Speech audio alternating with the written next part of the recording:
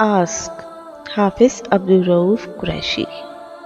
السلام علیکم۔ ایک سوال کسی دوست نے کیا ہے کہ قیامت کیا ہے؟ تو یہ چیز یاد رکھیے کہ قیامت جو ہے وہ ڈے آف ریکمپنس ہے، یعنی جزا اور سزا کا دن ہے۔ اللہ رب العالمین نے سورہ فاتحہ میں اپنی 4 صفات بتائیں، رب العالمین، رحمان، رحیم، اور آخری صفت، چوتھی صفت بتائی تھی مالک یوم الدین، وہ جزا اور سزا کے دن کے مالک ہیں۔ دیکھیں، وقوع قیامت یہ ہمارے ضمیر کی آواز ہے۔ اللہ رب العالمین نے پیدائشی طور پر ہر انسان کے سینے میں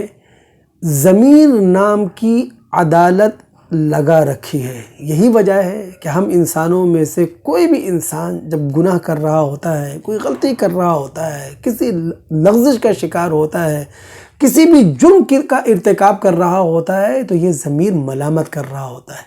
یہ ضمیر چٹکیاں لے رہا ہوتا ہے، یہ ضمیر دامن پکڑ رہا ہوتا ہے، یہ ضمیر ٹوک رہا ہوتا ہے، روک رہا ہوتا ہے۔ اب جو لوگ ضمیر کی آواز پر لبیک کہیں تو ضروری ہے کہ ایک مخصوص دن ہونا چاہیے کہ ان کو جزا ملے، اور جو لوگ ضمیر کی آواز کو کچل دیں، جو ضمیر کے گلے کو دبا دیں، ایک دن ایسا ہونا چاہیے کہ جب انہیں اس کی سزا ملے۔ وقوع قیامت کا جہاں تک تعلق ہے، یہ تو ہماری عقل کی پکار ہے۔ دیکھیں، انسان پیدائشی طور پر اللہ تعالیٰ کی طرف سے یہ عقل دیا گیا ہے کہ وہ ظلم سے نفرت کرتا ہے، وہ عدل سے محبت رکھتا ہے، تو لہٰذا وہ تمام کے تمام لوگ جو دنیا کے اندر ظلم کر رہے ہیں اور کوئی انہیں پوچھنے والا نہیں ہے، ان کے ظلم کا کوئی احتساب کرنے والا نہیں ہے، جو لوگ مظلومی کی چکی میں پیسے جا رہے ہیں، جن کی کوئی سنوائی نہیں ہے، جو کہیں جا کر دستک نہیں دے سکتے، جو کہیں جا کر مظلومی کا رونا نہیں رو سکتے، جو کہیں جا کر انصاف حاصل نہیں کر سکتے، ایک ایسا دن ہونا چاہیے کہ ان مظلوموں کی داد رسی ہو۔ یہ عقل کا تقاضا ہے، چونکہ وہ ظلم سے پیدائشی طور پر نفرت کرتا ہے، وہ عدل سے پیدائشی طور پر محبت کرتا ہے۔ ایک دن ہونا چاہیے کہ ظالموں کا احتساب ہو، مظلوموں کی داد رسی ہو۔ اور دوستو، وقوع قیامت یہ اللہ رب العالمین کی صفات کا تقاضا ہے۔ اللہ رب العالمین کی صفات ربوبیت، عدل، قدرت، رحمت، یہ پکار کر کہہ رہی ہیں کہ ایک دن ایسا ہونا چاہیے۔ آخر کیوں نہیں اللہ رب العالمین ہم سے پوچھے ان وسائل کے بارے میں جو ہمیں دیے ہیں، ان اسباب کے بارے میں جو اس نے ہمیں فراہم کیے ہیں، ان وسائل زندگی کے بارے میں جو اللہ رب العالمین ہمیں دے چکے ہیں، کیوں نہیں آخر پوچھیں؟ جو اللہ تعالیٰ ہماری زندگی کو قائم رکھنے کے لیے ہماری ضرورت کے مطابق پانی برساتا ہے، ہماری ضرورت کے مطابق زمین سے روئیدگی نکالتا ہے، جو اللہ رب العالمین آکسیجن کو ہوا کے اندر اسی مقدار میں قائم رکھتا ہے جس مقدار میں ہماری زندگی باقی رہ سکتی ہے، تو وہ خدا کیوں نہیں پوچھے؟ تو وقوع قیامت یہ اللہ رب العالمین کی صفات کا تقاضا ہے۔ اسی لیے اللہ رب العالمین نے سورہ انفطار کے آخر میں یہ بات کہی ہے، وَمَا أَدْرَاكَ مَا يَوْمُ الدِّينِ ثُمَّ مَا أَدْرَاكَ مَا يَوْمُ الدِّينِ يَوْمَ لَا تَمْلِكُ نَفْسٌ لِنَفْسٍ شَيْئًا وَالْأَمْرُ يَوْمَئِذٍ لِلَّهِ۔ تمہیں کیا معلوم جزا سزا کا دن کیا ہے؟ اور یقیناً واقعتاً تمہیں کیا معلوم جزا سزا کا دن کیا ہے؟ یہ وہ دن ہوگا جس دن بادشاہ صرف اللہ تعالیٰ کی ہوگی، فیصلے سارے اللہ تعالیٰ کرنے والا ہوگا، اور رب العالمین کے فیصلوں میں کسی کو مجال انکار نہیں ہوگا۔ تو قیامت جزا اور سزا کا نام ہے، قیامت نام ہے عدل کے قیام کا۔ اللہ رب العالمین ہم سب کو توفیق عطا فرمائے کہ ہم سب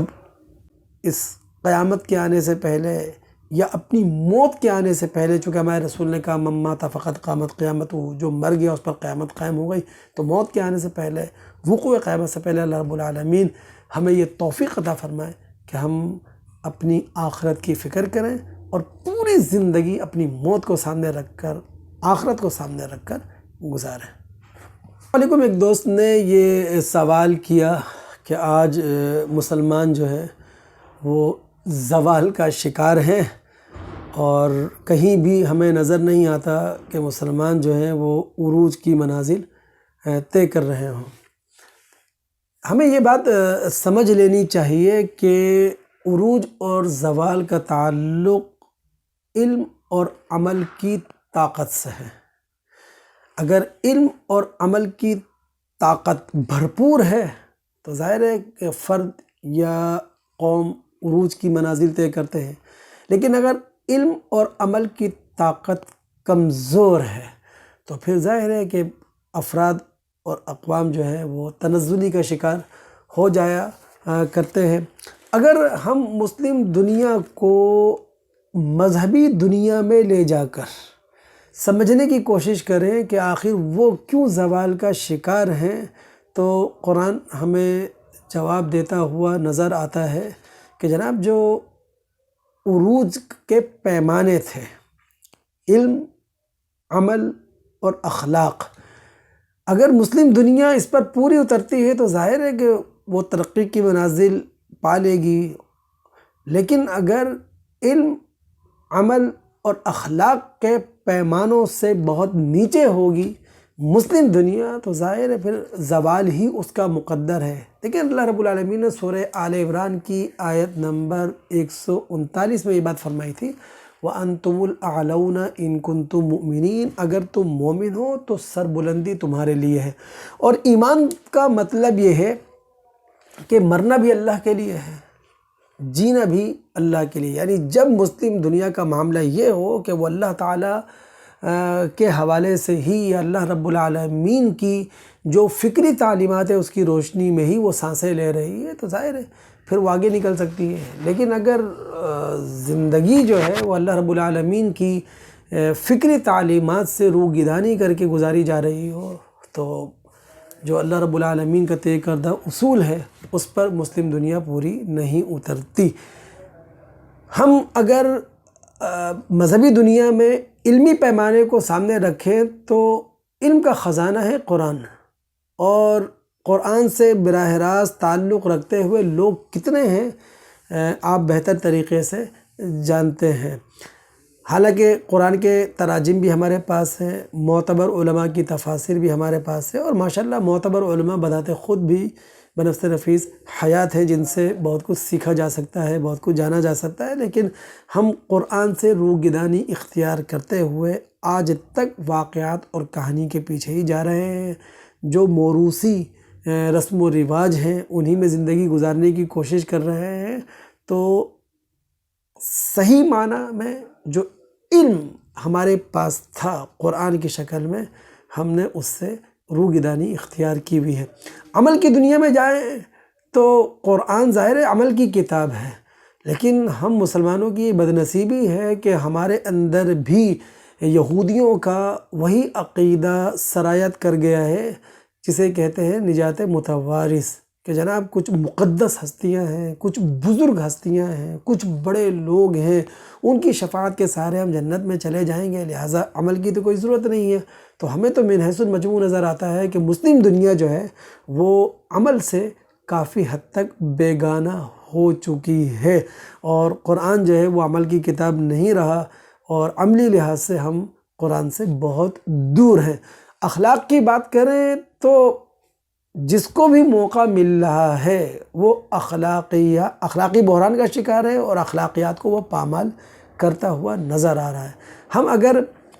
معاشی دنیا میں دیکھیں تو ہم مسلمانوں کا حال یہ ہے کہ جو امیر ہے وہ امیر ہو رہا ہے، اور جو غریب ہے وہ غریب تر ہوتا چلا جا رہا ہے، پھر حلال حرام کی تمیز مٹتی چلی جا رہی ہے، جائز اور ناجائز کی جو تفریق مذہب نے قائم کی تھی اس کا بھی خیال نہیں رکھا جا رہا۔ ہم اگر سماجی اور معاشرتی دنیا کا مطالعہ کریں تو وہاں پر جو رشتے تھے وہ کمزور سے کمزور ہو رہے ہیں، اور اگر ہم اپنی سیاسی زندگی کا مطالعہ کریں تو سیاسی زندگی میں تو گالم گلوچ ہی رہ گیا ہے، یعنی سیاست خدمت انسانی کا نام تھی، لیکن ہم نے پاکستان کے اندر اور باقی جو مسلم دنیا میں نظر آتا ہے کہ وہاں ہم نے اس کو گالی بنا دیا ہے۔ تو علمی، عملی اخلاقی کسی بھی پیمانے پر ہم اپنے آپ کو دیکھیں گے تو پورا نہیں اتر رہے ہوتے، اس لیے ہم زوال کا شکار ہیں۔ اور اگر مادی دنیا میں، یعنی مذہبی دنیا سے نکل کر اگر مادی دنیا کے اندر دیکھیں کہ مسلم دنیا کیوں زوال کا شکار ہے، تو ظاہر ہے کہ اللہ رب العالمین کا طے کردہ اصول ہے کہ اماموں کی لیڈری اس کے ہاتھ میں ہوگی جس کے پاس علم ہوگا۔ یعنی یوں کہہ لینا چاہیے دنیا کی قوموں کی امامت اس قوم کے ہاتھ میں ہوگی جو قوم علم کے گھوڑے پر سوار ہوگی۔ تو اب جو قوم علم کے گھوڑے پر سوار ہے وہ مادی دنیا کے اندر امام بنی ہوئی ہے، اور ہم 21ویں صدی میں سائنس اور ٹیکنالوجی کا دور ہے، خود اپنا مطالعہ کر لیں، خود اپنے آپ کو پرکھ لیں کہ ہم کہاں کھڑے ہیں۔ تو ظاہر ہے کہ اس میں ہم الزام کسی کو نہیں دے سکتے، بجائے اس کے کہ ہم کوسیں اپنے آپ کو، تسلی کے ساتھ ٹھنڈے انداز میں ہم اپنا جائزہ لینا شروع کریں کہ آخر مسلمان جو ہیں وہ اخلاقی اور روحانی دنیا کے اندر یا مادی دنیا کے اندر زوال کا شکار ہیں۔ تو ایک مرتبہ پھر ہمیں علم، عمل اور اخلاق سے اپنا گہرا ربط قائم کرنا پڑے گا، انفرادی حیثیت میں بھی اور اجتماعی حیثیت میں۔